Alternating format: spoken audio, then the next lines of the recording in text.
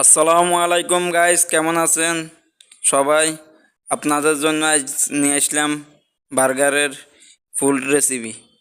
Signature beef and বোম বেলাস কীভাবে আমরা বানাই দেখেন প্রথম থেকে লাস্ট পর্যন্ত। অনুরোধ রইল, দেখতে থাকুন ভিডিওর মাঝে। এটা হচ্ছে বোম বেলাস্টের পেডি, ডাবল পেডি। এটার ভিতরে চিজ থাকে, এটা খাইতে অনেক সুস্বাদু। এখন এটা হইতে 20 থেকে 25 মিনিট লাগে। তা আমরা এটা বানাবো। এটা একজনে 25টা অর্ডার দিছে, ভাইয়ের জন্য খুব সুন্দর করে আমরা বানাইতেছি। দেখতে থাকুন। এটা দিয়ে ডাকার কারণ হয়েছে তাড়াতাড়ি। এটা হচ্ছে সসেস, একটা 3 পিস হবে সসেস। এগুলা সুন্দর করে আমরা তেলে ফ্রাই করব। সুন্দর করে কাটতেছে যত্ন সহকারে। বোম ব্লাস্টের ফেরি অনেক সুন্দর। এখন ওভেনে ঢুকানো হবে। সসেসটা ফ্রাই করে নিতেছি সুন্দরভাবে।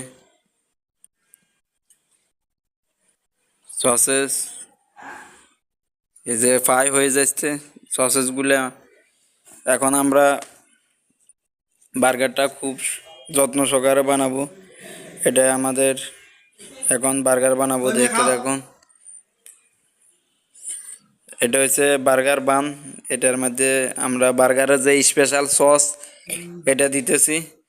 খুব এর টমেটো দিতেছি, এর পেঁয়াজ থাকবে, এখানে লেটুস পাতা, এটা আমরা সবজি পাতা এখানে দিয়ে দিব সুন্দর করে।